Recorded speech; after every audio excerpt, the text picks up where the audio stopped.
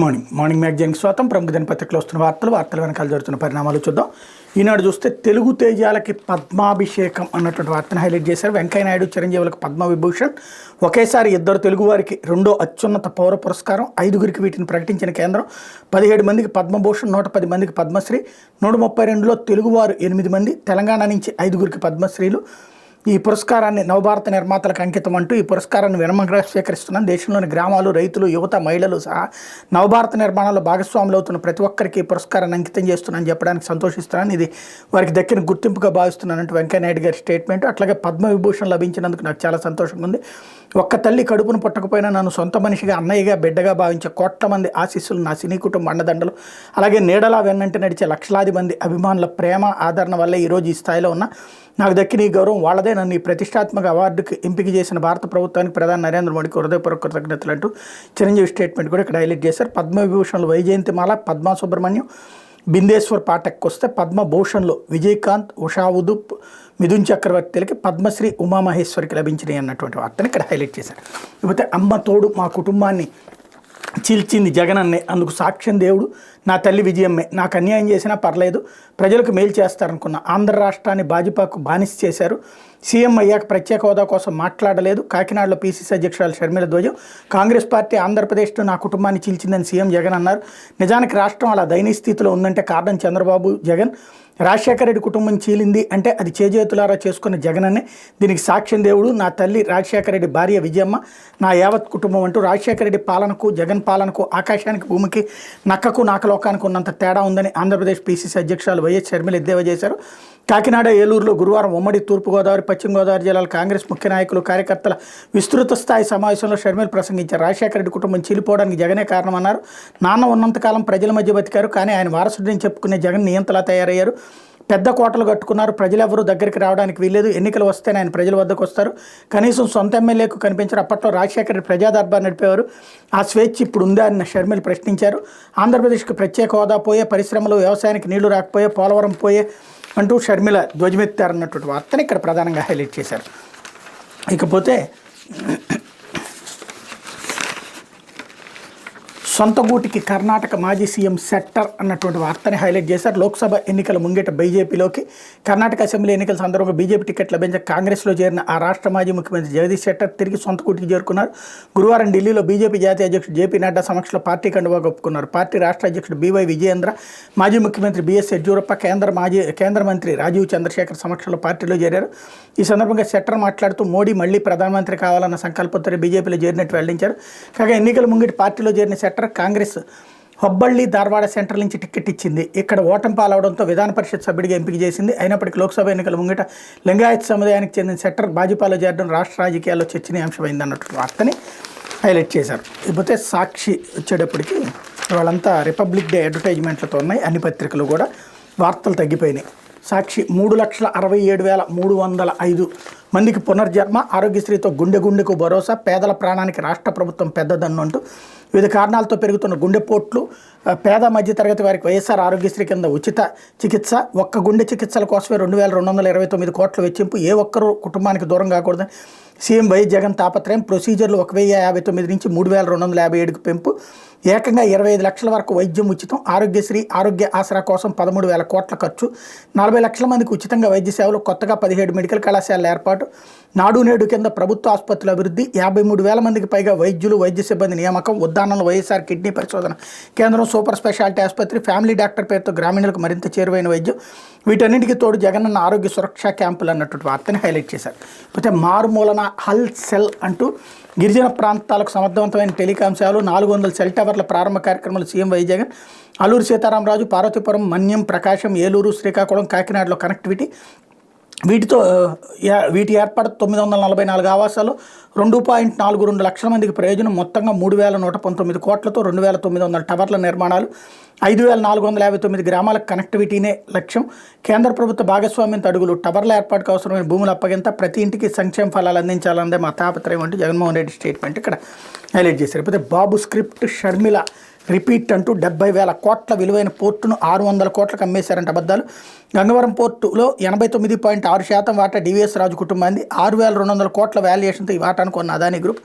అది ఇద్దరు ప్రైవేట్ వ్యక్తుల మధ్య డీల్, ప్రభుత్వానికి ఏంటి సంబంధం అంటూ ప్రశ్నిస్తూ ఒక వార్త రాసుకొచ్చారు. లేకపోతే బాబు మాటలే బట్టి పట్టి చెప్తున్న షర్మిల, రాష్ట్రంలో జరుగుతున్న అభివృద్ధి సంక్షేమం రాజకీయాలపై షర్మిలకు అవగాహన లేదు, తెలంగాణలో ఉన్నాను అనుకుని మాట్లాడుతోందేమో, ఆమెకి ఏం అన్యాయం జరిగిందో స్పష్టంగా చెప్పాలి. పదవుల కోసం అప్పట్లో జగన్ కోసం షర్మిల నిలబడ్డారా? ఆ సమయంలో పార్టీ శ్రేణులు ఎంతో కష్టపడ్డారు, ఎవరి బాధ్యతలు వారు నిర్వర్తించారు. కుటుంబ పదవులు పంచుకుంటే ప్రజాస్వామ్యం ఎలా అవుతుంది? వైఎస్ కుటుంబాన్ని కాంగ్రెస్లో అధిష్టానం ఎంతగా వేధించిందో షర్మిలకు తెలుసు అంటూ సజ్జల స్టేట్మెంట్ని హైలైట్ చేశారు. ఇకపోతే జ్ఞానవాపి అడుగున ఆలయం ఆనవాళ్ళు అంటూ ఇందులో దేవనాగరి, తెలుగు, కన్నడ భాషల శాసనాలు ఏఎస్ఐ సర్వేలో తేలిందన్న హిందూ పక్షం లాయర్ సంబంధించినటువంటి ఇది సంచలనాత్మకమైనటువంటి అంశం. గుడిని ధ్వంసం చేసి మసీదు కట్టారన్నటువంటి విషయం మరొకసారి బయటపడింది. ఉత్తరప్రదేశ్లోని వారణాసిలోని జ్ఞానవాపి మసీదు కాంప్లెక్స్ స్థానంలో భారీ హిందూ ఆలయ నిర్మాణం ఉండేదని భారత పురావస్తు శాఖ నివేదిక పేర్కొంది. హిందూ పక్షం న్యాయవాది విష్ణుశంకర్ జైన్ గురువారం ఇక్కడ జరిగిన మీడియా సమావేశంలో నివేదికలోని అంశాలను చదివి వినిపించారు. గ్రౌండ్ పెనిట్రేటింగ్ రాడార్, జీపీఆర్ సర్వేలో వెల్లడైన అంశాలు కూడా ఈ నివేదికలో ఉన్నాయి. ప్రస్తుతం నిర్మాణం అంతకు ముందున్న నిర్మాణం పైన కట్టిందేనని కూడా సర్వేలో తేలింది. మసీదులో చేసిన మార్పుల్ని ఈ సర్వే గుర్తించింది. పూర్వం ఉన్న స్తంభాలను ప్లాస్టర్కు చిన్న చిన్న మార్పులతో తిరిగి ఉపయోగించినట్టుగా అనిపిస్తున్నాయి. హిందూ ఆలయం నుంచి తీసుకున్న కొన్ని స్తంభాలను కొద్దిగా మార్చివేసి కొత్త నిర్మాణాలు ఉపయోగించారు. స్తంభాలపై ఉన్న చెక్కడాలను తొలగించే ప్రయత్నం చేశారు అని ఏఎస్ఐ నివేదిక పేర్కొన్నట్టు జైన్ వివరించారు. దేవనాగరి, తెలుగు, కన్నడ, ఇతర లిపిల్లో రాయబడిన పురాతన హిందూ దేవాలయానికి చెందిన మొత్తం 34 శాసనాలు ప్రస్తుత పూర్వపు నిర్మాణాలపై ఉన్నాయని జైన్ పేర్కొన్నారు. ఇవి వాస్తవానికి పూర్వం ఉన్న హిందూ దేవాలయంలో ఉన్న శాసనాలు, ఇవి ప్రస్తుతం ఉన్న నిర్మాణంలోనూ మరమ్మతు సమయంలో ఇవి ఉపయోగించబడ్డాయి. దీన్ని బట్టి పూర్వం అక్కడ ఉన్న హిందూ ఆలయాన్ని ధ్వంసం చేసి దానికి సంబంధించిన భాగాలను తిరిగి వాడినట్టుగా రుజువు అవుతుంది. ఈ శాసనాల్లో జనార్దన, రుద్ర, ఉమేశ్వర వంటి దేవతల పేర్లు కూడా ఉన్నాయి అని నివేదికలో ఉన్నట్టు జైన్ చెప్పారు. కాశీ విశ్వనాథుని ఆలయాన్ని ఆనుకున్న ఉన్న జ్ఞానవాపి మసీదు సముదాయాన్ని హిందూ ముస్లిం పక్షాలకు ఇవ్వాలంటూ వారణాసి కోర్టు బుధవారం తీర్పు వెల్లడించిన నేపథ్యంలో ఈ నివేదిక వెలుగులోకి రావడం గమనార్హం. జ్ఞానవాపి మసీదు అంతకుముందున్న హిందూ ఆలయ నిర్మాణంపైనే నిర్మితమైందా అన్న విషయం తేల్చేందుకు గత ఏడాది వారణాసి కోర్టు అక్కడ ఏఎస్ఐ సర్వే జరపాలంటూ ఆదేశాలు జారీ చేసినటువంటి విషయం తెలిసిందే అన్నటువంటి వార్తని ఇక్కడ ప్రధానంగా హైలైట్ చేశారు. ఇకపోతే ప్రజాస్వామ్యంలో ఓటే బలమైన ఆయుధం. గవర్నర్ జస్టిస్ అబ్దుల్ నజీర్, రాష్ట్రంలో కొత్త ఓటర్ల సంఖ్య పెరగాల్సిన అవసరం ఉంది. రాష్ట్ర ఎన్నికల ప్రధాన అధికారి ముఖేష్ కుమార్ మీనా ప్రతి ఒక్కరూ ఓటు హక్కును వినియోగించుకోవాలని గవర్నర్ జస్టిస్ అబ్దుల్ నజీర్ పిలుపునిచ్చారు. జాతీయ ఓటర్ల దినోత్సవం సందర్భంగా గురువారం విజయవాడలోని తుమ్మలపల్లి వారి క్షేత్ర కళాక్షేత్రం నిర్వహించిన ఓటర్ల అవగాహన ప్రతిజ్ఞ కార్యక్రమం ప్రసంగించారు. ప్రజాస్వామ్యంలో ఓటు అనేది చాలా బలమైన ఆయుధం అన్నారు. సమావేశానికి హాజరైన వారితో ఓటు హక్కును తెలియజేసే విధంగా గవర్నర్ ప్రతిజ్ఞ చేయించారు. రాష్ట్ర ఎన్నికల ప్రధాన అధికారి ముఖేష్ కుమార్ మీనా మాట్లాడారన్నట్టు వార్తని హైలైట్ చేశారు. ఇకపోతే 9 మంది ఏపీ పోలీసులకి ప్రతిభా సేవా పథకాలు. గణతంత్ర దినోత్సవం సందర్భంగా దేశవ్యాప్తంగా ఉత్తమ సేవలు అందించిన పోలీసు, అగ్నిమాపక, హోంగార్డ్, సివిల్ డిఫెన్స్ విభాగాల మొత్తం 1132 మంది అధికారులు కేంద్ర ప్రభుత్వం 4 కేటగిరీలో పథకాలను ప్రకటించింది. ఆంధ్రప్రదేశ్కి చెందిన 9 మంది పోలీసు అధికారులు ప్రతిభా సేవా పథకాలకు ఎంపిక అయ్యారన్నటువంటి వార్తని ఇక్కడ ప్రధానంగా హైలైట్ చేశారు. లేకపోతే ఆంధ్రజ్యోతి, వికసించిన పద్మాలు అంటూ వెంకయ్య చిరంజీవికి పద్మవిభూషణ్, తెలుగు రాష్ట్రాల నుంచి 8 మందికి పద్మాలు, వైజయంతిమాల, పద్మా సుబ్రహ్మణ్యం, సులభ్ పాఠక్కు పద్మవిభూషణ్, మిథున్ చక్రవర్తి, ఉషా ఉతప్, సీతారాం జిందాల్కు పద్మభూషణ్, తమిళనాడు విజయకాంత్కు మరణానంతరం ఆ పురస్కారం, ఏపీకి చెందిన హరికథా కళాకారిణి ఉమామహేశ్వరికి పద్మశ్రీ, తెలంగాణ నుంచి కేతావత్ సోమలాల్, కూరెళ్ల విఠలాచార్య, దాసరి కొండప్ప, గడ్డం సమ్మయ్య, వేలు ఆనందాచారికి కూడా పద్మవిభూషణ్ 5గురికి, పద్మభూషణ్ 17 మందికి, పద్మశ్రీ 110 మందికి అన్నటువంటి వార్తని హైలైట్ చేశారు. అయితే బైరైటీస్ బడా స్కామ్ అంటూ భారీ కుంభకోణానికి టెండర్ల ఆహ్వానం. మంగంపేటలో 1 కోటి టన్నుల CD గ్రేడ్ బైరైటీస్ రెడీ. మార్కెట్లో కనీస ధర టన్నుకు 1650 రూపాయలు. రిజర్వ్ ప్రైస్ 1200 రూపాయలు పెట్టిన బంగారు కొండ. మంత్రి పెద్దిరెడ్డి అభ్యంతరం, ధర పెంచాలని సూచన. అది పట్టించుకోకుండా సీఎంఓ ఆమోదంతో ముందుకు. ఎన్నికల్లో మొత్తం అమ్ముకునేలా స్కీమ్. జెట్ స్పీడ్లో 15 రోజుల్లోని టెండర్ల ప్రక్రియ పూర్తి. ఇసుకదారులో MSTCK ఇది అప్పగింత. కోల్కతా కేంద్రంగా గుట్టుగా వేలం ప్రక్రియ. టెండర్ డాక్యుమెంట్ వివరాలని రహస్యమే. కంపెనీలు, వాటాలు అన్నీ ముందే ఫిక్స్. ఇతర సంస్థలు పోటీకి రాకుండా పక్కా ప్లాన్. డాక్యుమెంట్ ఫీజే 29 లక్షల రూపాయలు అంటూ పేదలకు ఇళ్ల స్థలాల పేరుతో స్కామ్. ప్రభుత్వం మధ్య దుకాణాలతో స్కామ్. ఇసుక టెండర్లో కళ్ళు తిరిగే స్కామ్. ఇంకా రకరకాల స్కీముల పేర్లతో స్కాములు. ఇవన్నీ ఒక ఎత్తు. ఇప్పుడు జరగబోయేది ఒక ఎత్తు. అదే బైరైటీ స్కామ్. బాప్ ఆఫ్ ఆల్ స్కామ్స్ అంటే అన్ని స్కాములకు మించిన స్కామ్ అంటూ టెండర్లు పిలిచిందని వీళ్ళే రాస్తారు. మళ్ళీ టెండర్లో అక్రమం జరిగిందని వీళ్ళే రాస్తారు. 1650 రూపాయలకి కనీస ధర టన్నుకి 1650 రూపాయలు మార్కెట్లో ఉంది. రిజర్వ్ ప్రైస్ 1200 రూపాయలు పెట్టిన బంగారు కొండ అంటారు. 1200 రూపాయలకి అంటే 1650 రూపాయలకి అమ్మేది 1200కి కాకుండా 100 రూపాయలకు 200కు పెడితే దోపిడీ అవుతుంది. కానీ 1200 రూపాయలు పెడితే 400 రూపాయలు లాభం లేకుండా ఎవడన్నా వ్యాపారం చేస్తాడా టన్నుకి? సహజంగా చూస్తే కనుక కాకపోతే ఇక్కడ అది కుంభకోణం అని మేము చెప్పాం కాబట్టి మీరు నమ్మాలి అన్నటువంటి కోణమే ఇక్కడ వార్త ఉంటుంది. లేకపోతే కుటుంబం చీలింది జగన్ అన్న వల్లే అంటూ ఏదైతే షర్మిల స్టేట్మెంట్ వీళ్ళు కూడా హైలైట్ చేశారు. జ్ఞానవాపి మసీదు కింద ఆలయ శిథిలాలు అన్నటువంటి వార్త కూడా హైలైట్ చేశారు. ఇకపోతే కోడికత్తి జైలు శ్రీనుపై జైలు అధికారులు ఒత్తిడి, దీక్ష విరమణ, క్షీణించిన ఆరోగ్యం, విదసం. వైఎస్ జగన్పై కోడికత్తి దాడి చేసిన కేసులో రిమాండ్ ఖైదీగా ఉన్న జనిపల్లి శ్రీనివాసరావు విశాఖ సెంట్రల్ జైల్లో చేపట్టిన నిరాహార దీక్ష గురువారం విరమించినట్టు విశాఖ దళిత సంఘాల ఐక్యవేదిక కన్వీనర్ బూసి వెంకట్రావు చెప్పారు. గురువారం ఆయన కేంద్ర కారాగారంలో ములాఖత్ ద్వారా శ్రీనివాసం కలిశారు. అనంతరం విలేకరులతో మాట్లాడారు. శ్రీనివాస్ ఆరోగ్యం బాగా క్షీణించింది. 2 ఖైదీల సహాయంతో నన్ను ములాఖత్లో కలిశాడు. జైలు అధికారులు తీవ్ర ఒత్తిడితో దీక్ష విరమించినట్టు చెప్పాడు.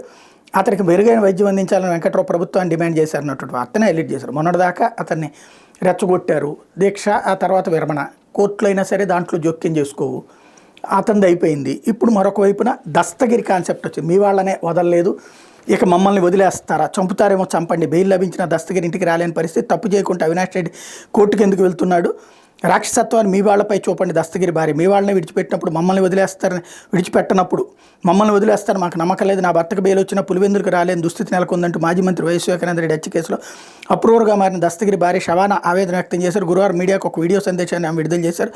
5 కోట్లు ఆశపడి నా భర్తను నాశనం చేశారు. వైసీపీకి చెందిన ప్రతి ఒక్కరూ దస్తగిరికి శత్రువులే కూర్చున్నారు. ఈ రాక్షస పాలన నుంచి నా భర్తకు కాపాడండి. దిక్కులేని పరిస్థితులు మేము ఉన్నాం. ఎర్రగుంట్ల కేసులో నా శక్తికి మించి పోరాడి నా భర్తకు బెయిల్ తెచ్చుకున్నా, కానీ నా భర్త ఇంటికి రాలేని పరిస్థితి ఉంది. ఎందుకంటే మళ్ళీ పీటీ వారెంట్లు వేస్తారు, మళ్ళీ దాని మీద ఫైల్ చేసి బెయిల్ తెచ్చుకోవాల్సిన పరిస్థితి వచ్చింది. మీ తమ్ముడు తప్పు చేయనంత వరకు మీరు మమ్మల్ని ఎందుకు ఇబ్బంది పెడుతున్నారు, మాతో మీకు ఎందుకంటే యుద్ధం, మీ సంతోషాల కోసం మా ఆయన ఎందుకు బలిపశువుని చేస్తున్నారు, మీ మీద తప్పుడు ఆరోపణలు వస్తున్నాయని మీరు బాధపడ్డప్పుడు తప్పని మీరు ఒప్పుకున్నప్పుడు మరి మా ఆయన ఎక్కడ కిడ్నాప్ చేశాడు, ఎక్కడ దొంగతనం చేశాడు, ఎవరిని కొట్టాడు, ఏ తప్పు చేయకుంటే ఎంపీ అవినాష్ రెడ్డి కోర్టుకు ఎందుకు వెళ్తున్నాడు, మీకున్నట్టే భార్యాభర్తల బంధం ఉంది, దయచేసి మీ రాక్షసత్వాన్ని మీ వాళ్ళ మీద చూపండి, మా మీద చూపకండి సార్ అంటూ షబానా ఆవేదన వ్యక్తం చేశారన్నటువంటి వార్తను హైలైట్ చేశారు. వాళ్ళ ఆయనే చెప్పాడు నేనే నరికానని చెప్పి. ఇంకోటి వాళ్ళ ఆయనే పబ్లిక్గా కిడ్నాప్ చేసి తీసుకెళ్ళింది, ప్రత్యక్ష సాక్ష్యం. అమ్మాయే కంప్లైంట్ పెట్టింది, అమ్మాయి తల్లిదండ్రులే అమ్మాయిని విడిపించారు. వాళ్ళ ఆయన రౌడీజం చేస్తాడు, వాళ్ళ ఆయన చంపేస్తాడు, కానీ వాళ్ళ ఆయనని కాపాడుకురావడం కోసం ప్రభుత్వాల్ని లాక్కొచ్చేటటువంటి ప్రయత్నం చేస్తుంది. ఈ మాట అనగానే జగన్మోహన్ రెడ్డి సూట్ కేసులు తీసుకొస్తాడు. అదేందో విచిత్రం ఏంటంటే, తప్పుడు పని చేసేటటువంటి వాళ్ళు సగర్వంగా మాట్లాడుతూ మాకు ఈ రాష్ట్రంలో హక్కు లేదు అని మాట్లాడతారు. అది విచిత్రమైనటువంటిది. ఆ దస్తగిరి అనేటువంటి అతను నేనే చంపానని చెప్పి ప్రత్యక్షంగా చెప్పుకొచ్చాడు. చంపిన తర్వాత జరిగినటువంటి పరిణామాలలో ఆ లెటర్ గురించి ఈ రోజు వరకు బయటికి రానిలేదు, ఏం కాగితం ఆయన రాశాడు అన్నటువంటిది.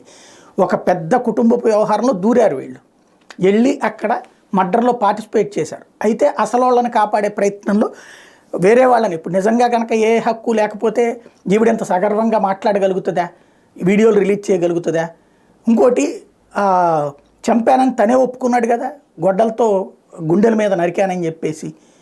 కానీ అప్రూవ్ అయిపోయాడు కాబట్టి అది నేరం కాదు. అట్లాగే కిడ్నాప్ చేసి పట్టుకెళ్తే అది నేరం కాదు. అంటే పత్రికలు మా చేతుల్లో, అంటే జగన్ మీద ద్వేషంతో పత్రికలు ఇట్లాంటి హంతకుల్ని కూడా కాపాడుకొస్తుంటే హంతకుల భార్యలు హీరోయిన్లు అవుతుంటారు.